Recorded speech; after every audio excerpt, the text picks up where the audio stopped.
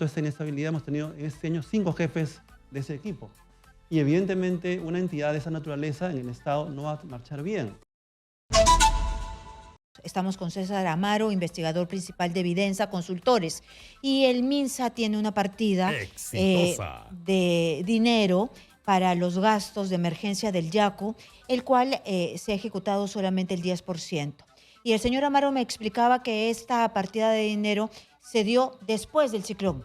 Después, como siempre estamos acostumbrados a reaccionar después que pase el evento. Después que pasó, le dieron la partida. Entonces, ¿esto qué significa? No prevemos, no sabemos utilizar, nos agarró sin saber, o qué refleja esto. En general, el sector tiene recursos. O sea, la gran reflexión es que el país ha hecho un esfuerzo en la ley de presupuesto del año pasado de poner recursos en general en salud, ¿no? Y para diferentes partidas, medicamentos, el tema de cáncer, inversiones. Sin embargo, hay una ejecución pobre, lamentablemente, y eso impacta evidentemente en los servicios. Porque al final de cuentas, cuando ya no va a un hospital, una posta médica, no hay servicio, no hay laboratorio, no hay medicinas, y eso evidentemente afecta a su bolsillo. Entonces, lo que usted me está diciendo es que el gobierno central ha hecho el esfuerzo para destinar los recursos, y el problema es que en algún momento se atraca porque la ejecución es pobre. Eso es gestión. Así es, así es. No tenemos gestores, es la corrupción. Hay un gran problema que es provocado por la inestabilidad política. Y un caso emblemático, lamentablemente, es el Senares, que es el centro que compra todos los medicamentos de salud, ¿no? Para salud pública en general, a nivel nacional. Lamentablemente, por ejemplo, en Senares, fruto de esta inestabilidad, hemos tenido en este año 5 jefes de ese equipo. Y evidentemente una entidad de esa naturaleza en el Estado no va a marchar bien, porque ese cambio de jefes constante provoca inestabilidad interna en los técnicos y no se toman decisiones en su oportunidad. Acá lo conocemos muy bien, y para que nuestros seguidores se enganchen y sepan de qué estamos hablando, porque hemos hablado muchas veces de Senares, y yo sé que explicándoles un poquito van a saber. Senares es esta entidad adscrita al MINSA y que estuvo muy en la picota, y que nosotros hemos hablado muchísimo porque en Senares hablamos de esta 9ª adenda que le dieron al hermano del ex premier Aníbal Torres para alquilar uno de los almacenes. Y recientemente volvimos a hablar en este programa de esto porque había una especie de extorsión para que le pagaran más de parte de los dueños de Aldem, del almacén, a Senares. Pero es de verdad que no pueden comprar nada, no pueden comprar ni medicamentos para el cáncer, que esto ya son medicamentos especializados, pero recién hablábamos nosotros con la presidenta de los químicos farmacéuticos y nos decían que en varias regiones han encontrado desabastecimiento de pastillas para el dolor. Así es. Entonces, ¿qué pasa? Hay un problema, repito, de fondo ahí, ¿no? O sea, bueno, a ver, hay dos problemas, Karina. Uno primero, que es la contingencia que he explicado, o sea, cambios de jefe constante, y eso impacta en la gestión operativa, pero hay un problema estructural.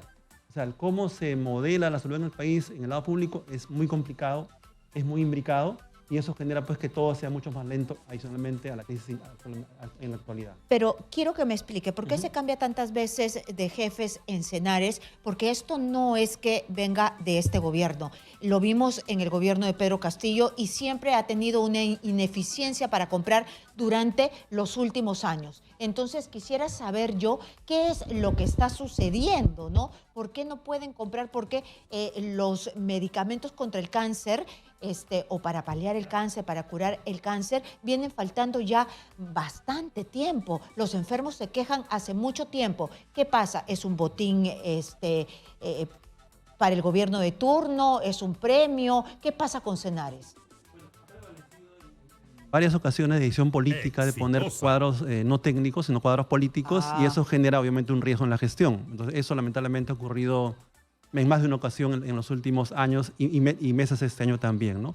Pero además de ello, hay una ruta complicada de gestión del suministro, y se complejiza eso. Tú has mencionado un tema clave, por ejemplo, la ley de cáncer, ¿no? El Perú hizo un esfuerzo, el Congreso, el Ejecutivo, de una ley que protege a los pacientes con cáncer en todo el país, muy ambiciosa.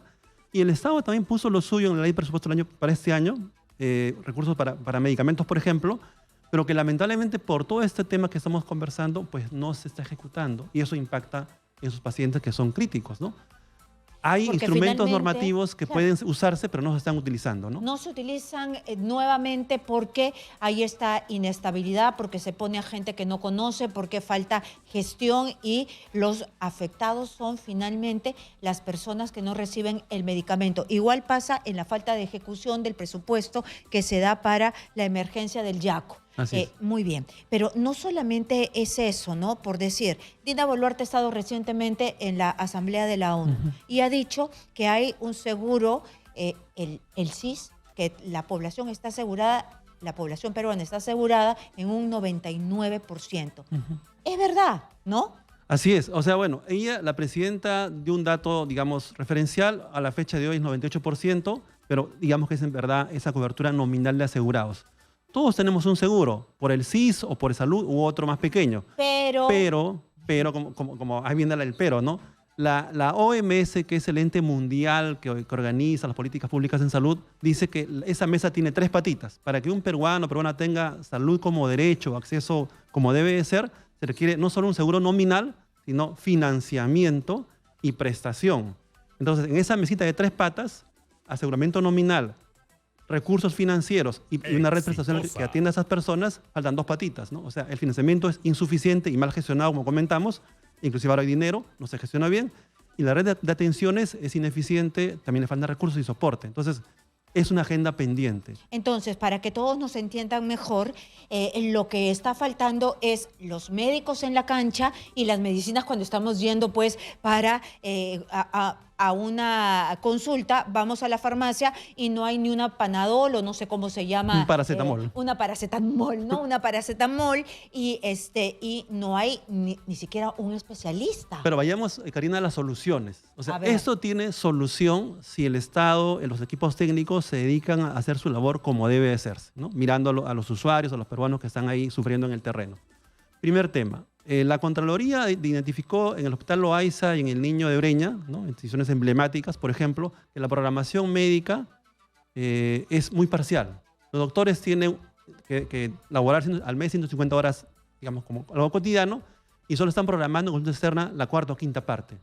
¿Qué pasa con lo demás? Interrogante, poca transparencia. Entonces, tenemos personal médico, enfermería, etcétera, pagado por el Estado en los hospitales públicos, pero no estamos verificando que ese sueldo que se paga como debe ser a esa persona sea realmente productivo para los usuarios. Un momentito. Es decir, hay una parte de las horas que nosotros no nos enteramos qué hace y para qué está su salud.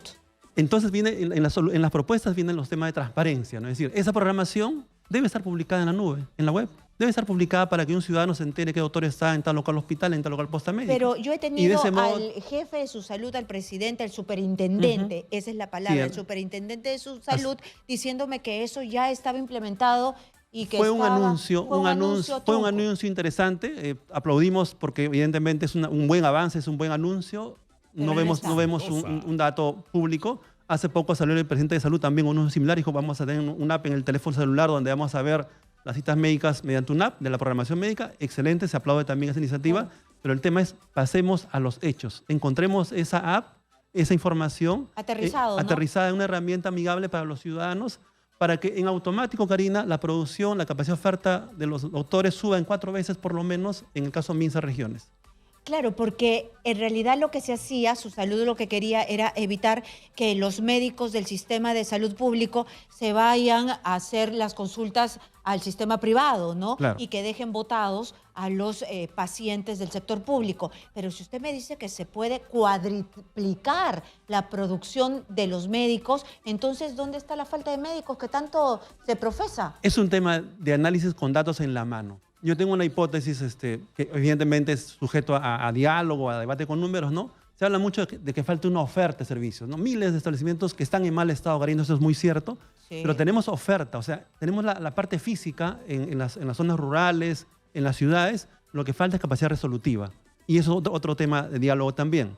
Y en el tema de medicamentos, para avanzar un poco en las soluciones también, Karina, es pongámonos de acuerdo. No, pero en los médicos, sí, usted me dice que transparentando las horas y haciendo efectivo lo que le pagamos a los médicos, podemos hacer que los médicos atiendan a más personas, por lo menos 4 veces más, ya que no sean 4, Que sea el doble. Que sea el doble.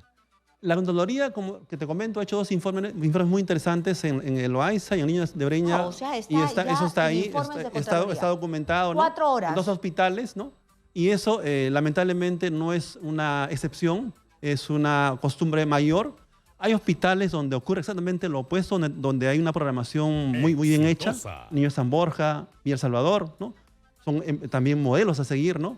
Y por tanto, eso es un tema de discusión. O sea, Muy vamos bien. a los Entonces, datos y a la evidencia. Ya, dato duro. Así Están es. los informes de la Contraloría y se puede hacer más turnos. Así es. Ya. Dato 2, la infraestructura. Ujú. Usted me dice que hay infraestructura que se tiene que reparar. Así es. Ya. No es que vamos a traer abajo esa infraestructura. Se tiene que reparar. Es un buen análisis, ¿no? O sea, el Ministerio de Salud hace pocos años, 1 o 2 años, sacó un informe donde decía que más del 90% de la infraestructura está en mal estado, ¿no? Ya.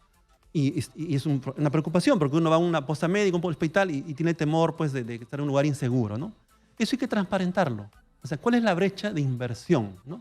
¿Es una intervención menor o requerimos destruir el hospital? ¿Qué tal en mal estado está? ¿Está un 30%, Así un 90%, un 70%? Porque no todos están en el mismo mal estado. Así es. Y ahí Muy se bien. requiere una solución más integral y transversal.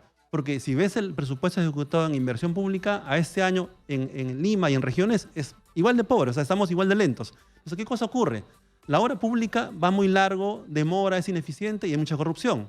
Entonces, hay mucho interés también para que la obra pública se haga, digamos, en cada región, en cada obra chiquita, para que también haya contratos pequeños, ¿no?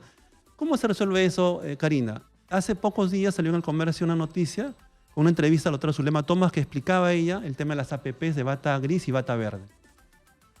Uno va al Niño de San Borja y encuentra un lugar limpio, seguro, Público-privado, moderno. ¿no? Esas obras Así es, público-privado. porque hay una empresa que se encarga de la labor logística, de la seguridad, limpieza, hotelería, cuidado de la infraestructura, mantenimiento de equipos. Ahí no se malogra el ecógrafo, pues, por acto de magia. Oye, el ecógrafo nuevo entró en servicio, se malogró. Qué pena, no vamos a la esquina a comprar en el privado el servicio de ecografía. No, señora, acá la empresa lo mantiene y su responsabilidad no tiene penalidades. Entonces, ese modelo funciona bien y se quiere extender a otros hospitales, lo cual está muy bien. Pero hagamos una revolución en ese modelo, extendiéndolo a nivel nacional en el primer nivel de atención. ¿Por qué tantos peruanos han fallecido, Karina, en la pandemia? Lamentablemente, una causa de varias, es que no hubo oferta en el primer nivel de atención. No, O sea, si por se 1000 cerró. razones.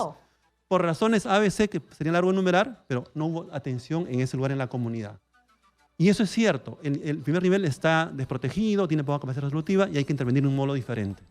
Ya, y después viene los medicamentos. Los medicamentos, ¿no? Y bueno, y ahí falta gestión, es lo que usted me ha dicho. Totalmente gestión y además hay modalidades de compra que implementar en el país, porque dinero hay estructura, falta gestión y falta pues esa entrega y esa digamos, estabilidad para que los técnicos hagan su labor. Porque si vamos cambiando equipos a cada rato, evidentemente eso no funciona. Pero nosotros somos evidentemente compradores de medicina. ¿Cómo puede ser que no hayamos aprendido la mejor técnica? Porque el Estado lamentablemente insiste en el error. En el año 2006, el Estado decidió por un modelo ese año interesante que era la subasta inversa. Porque teníamos precios dispersos en todo el país, entonces el MINSA decidió comprar en economía de escala bajo ese modelo y empezaron a bajar los precios, lo cual estuvo muy bien. Pero es como tener un martillo en la mesa, ¿no? Ese martillo es bueno para reparar una parte pequeña de la mesa, pero si luego lo utilizo todos los años, voy a romper la mesa. Entonces, es un martillo útil, pero no aplicado pues por 17 años. Estamos en el año 23. Entonces, tenemos que modular las herramientas de compra. Eso hay teoría al respecto escrita en todo el mundo. Y es Perucompras con el MINSA que tienen que hacer una labor integrada junto con el Ministerio de Economía y Finanzas. Entonces, esa labor es trabajo de equipo, que no la hacemos, Karina. Y eso impacta evidentemente en las personas en el día a día. Claro, impacta en las personas y impacta en el bienestar de las personas. En nuestra salud y nuestra vida, Karina. Pacientes con cáncer sin medicamentos, teniendo dinero, eso es un gran pecado, un pecado mortal que se puede resolver si hoy día el ministro se reúna con el equipo técnico de Senares, con el INEM, con el equipo de prevención del cáncer del MINSA y tenemos una ruta de monitoreo con la ciudadanía que esto se va arreglando en el día a día. ¿Y hay alguna propuesta, alguna ruta Por supuesto. Que ellos lo tienen en la mano y todavía no la miran? A ver, yo saludo, ¿no?, que en el caso de la decana del Colegio Químico Farmacéutico del Perú haya iniciado una acción importante para que esto se ponga en agenda. De hecho, yo soy farmacéutico y también como colegiado doy mi granito de arena al respecto. Saludo que haya cifras públicas que demuestran este problema. Hay equipos de investigación que demuestran eso todos los días. Y también saludo con el Estado y equipos técnicos que están empujando una salida. El asunto, Karina, es que tengan tranquilidad en su labor. Ningún gestor puede 2 meses resolver un problema tan grande de 10 o 20 años. Y evidentemente, para que lo haga bien, de modo transparente, sin corrupción y como debe de ser, es ciudadanía vigilante, monitoreo participativo, datos abiertos. De ese modo, pues los académicos, los investigadores, también podemos apoyar con una crítica constructiva.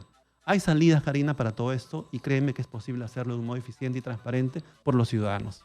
Muy bien, muchísimas gracias. Entonces hemos estado nosotros con, usted es de profesión químico farmacéutico y es investigador principal de Evidenza Consultores, César Amaro, que nos da su perspectiva de estos problemas. Lo más dramático es que hay plata, pero está ahí acumulada, no se ha utilizado, mientras la población está sufriendo por un poco de tranquilidad, bienestar y por ir mínimamente a un centro de salud y encontrar los medicamentos.